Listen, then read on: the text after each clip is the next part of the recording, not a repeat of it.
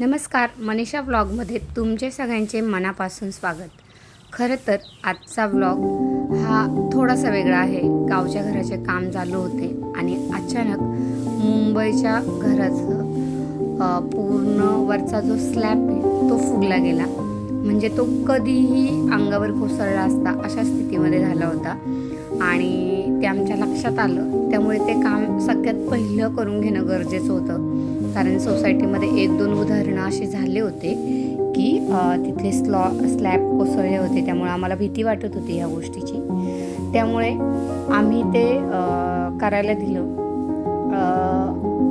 पण खूप बरंच झालं ते करायला दिलं, कारण जसं आम्ही तो स्लॅब रिपेअर करायला घेतला तो आपोआप कोसळला गेला. म्हणजे जे आम्हाला सिलिंग पूर्ण काढायचं नव्हतं, जे फॅनच्या वरती POP वगैरे केलेली होती ते एकदम असं अक्षरशः म्हणजे भीती वाटत होती ते पडताना खूप, की हे बरं झालं आम्ही केलं, की एक स्वामींनी आम्हाला इशारा दिला आणि आम्ही हे काम लवकरात लवकर करून घेतलं.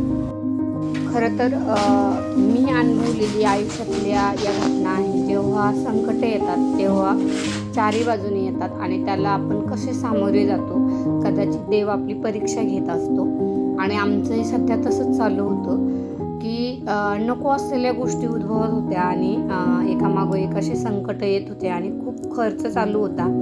पण हे सगळं गरजेचं होतं, त्यामुळे आम्हाला ते करणं भाग होतं. घरात खूप पसारा आणि धूळ होणार होती. कसला पसारा नव्हता, हालत बेकार एकदम.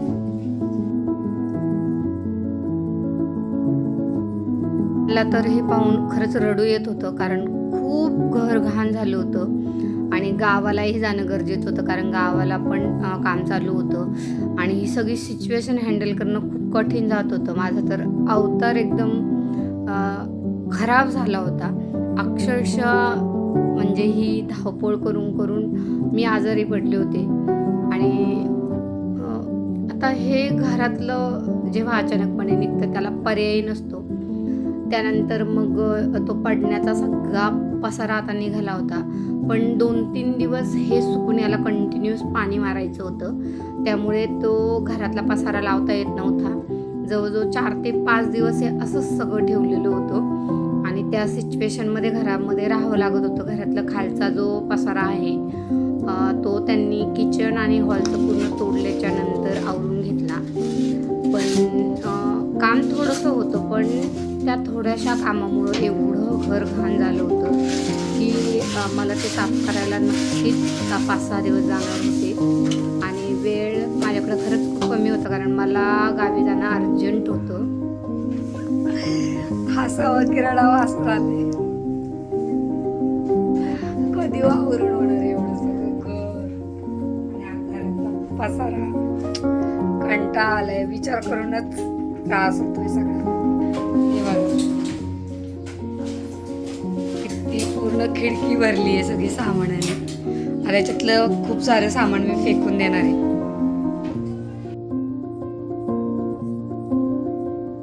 कारण हे जेव्हा आपण घरात राहून करतो त्यावेळेस खरंच खूप स्ट्रगल करावा लागतो.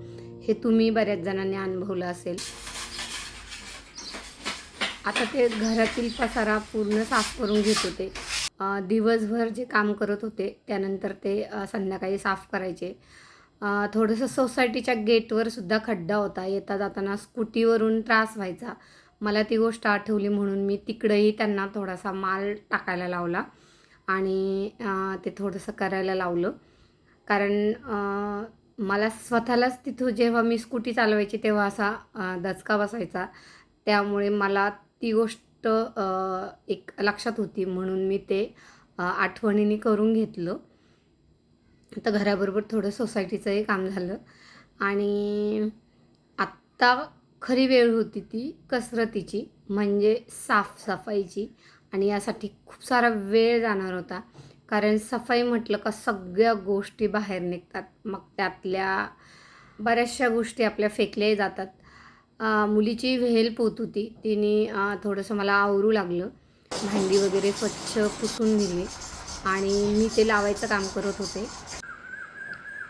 तर अशा प्रकारे आता थोडा थोडा रूम आवरायला घेतला होता. एक एक रूमचा भाग पुसून स्वच्छ करून आवरायला घेत होते. मी पहिला किचन आवरून घेतला, कारण हॉलमध्ये पुट्टी लावायला अजून वेळ होता, कारण 4-5 दिवस त्याला पाणी मारायचं होतं. असा डब्बा आहे, त्यामध्ये मी सगळे चाकू कटर वगैरे ठेवून घेतले, त्यामुळे मस्त जागा झाली. जे आपल्याला कटिंग करायचं आहे, साल वगैरे काढायचे, असं सामान मी याच्यामध्ये लावले. कप होता माझ्याकडं, त्याचा दांडा तुटलाय खरं तर, पण मोठा कप आहे आणि डिझाईन पण छान वाटली मला. मग मी याचा वापर असे चमचे ठेवायला केला आणि या पद्धतीने भरपूर चमचे बसले माझे. त्यानंतर मी असे काटेरी चमचे वेगळे केले आणि त्याला माझ्याकडे असं एक भांडं होतं, ते त्यामध्ये घातले, म्हणजे मुलींना शोधताना गडबड होणार नाही. तर हे फक्त मी काटेरी चमच्यासाठी केलं. तर मात्र बघण्यासारखं झाला होता. खूप थकली होती, दिवसभर काम चालू होतं. अगदी दुपारी कराडा सुद्धा आला होता, थंडी तापसारखं, कारण एवढी घाण काढायचं सोपं नाही. पण किचन असं मस्त चमकला होता, सगळा छान सगळं साफ केलं होतं. अजून काही भांडी घासून तर सगळी झालीत क्लीन. पिऊन जी तरतरी येते ना, तिला तोड नाही. मग किती पण काम असलं ना, ती फटाफट होतात.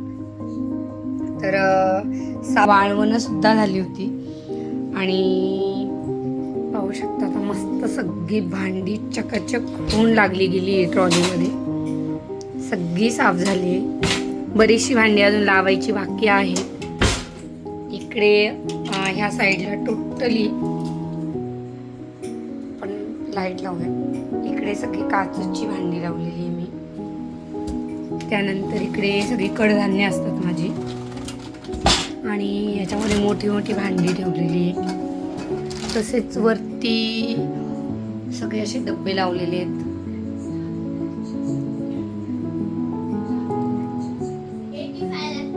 प्रकारे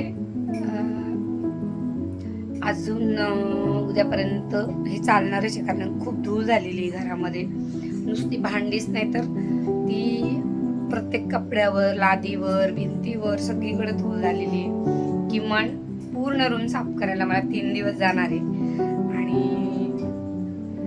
आजच असं खूप भरून आले. मला माहित नाही कसं होणार आहे, पण चालू आहे सगळं काम माझं. आणि बघा इकडे छान मला जी गरजेची आहे तशी जवळ लावलेली सगळी भांडी.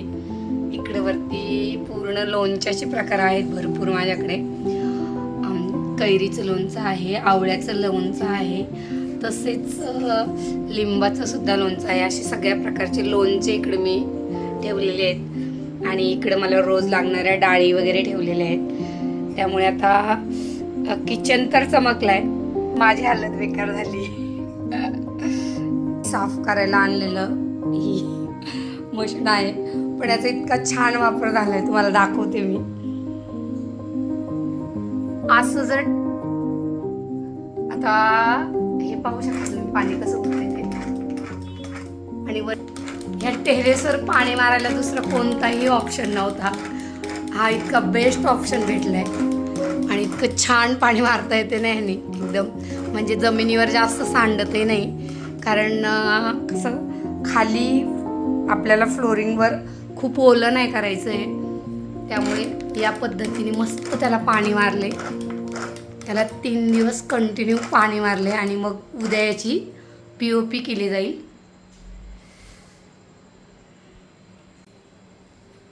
आहे की नाही भारी जुगाड एकदम. माझे मिस्टर या बाबतीत इतके पटाईत आहेत ना, त्यांना बरोबर हे सुचतं काय कुठं करायचं, कसं करायचं. जर आपण ग्लास किंवा डब्याने पाणी मारलं असतं ना, तर सगळं पाणी जमिनीवर आलं असतं. पण ह्यामुळे खूप फायदा झाला.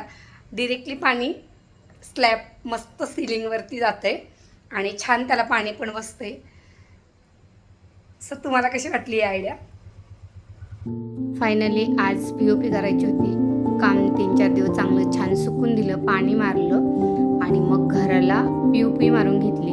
जेवढ्या ठिकाणी त्यांनी काढलं होतं तेवढ्याच जागेवर POP मारली. पण रंगाचं काम आम्ही सध्या करणार नव्हतो, कारण आमच्याकडं तेवढा वेळही नव्हता आणि रंगासाठी अजून 3-4 दिवस वाढणार होते. त्यामुळे आम्ही ते स्किप केलं आणि घर आवरून घेतलं. कारण सध्याची सिच्युएशन खूप वेगळी होती. तर अशा पद्धतीने मी फायनली माझं घर आवरून घेतलेलं आहे आणि यानंतर मला लगेच उद्याच गावी निघायचं आहे. त्यामुळे आजचा ब्लॉग आपण इथेच संपूया. धन्यवाद.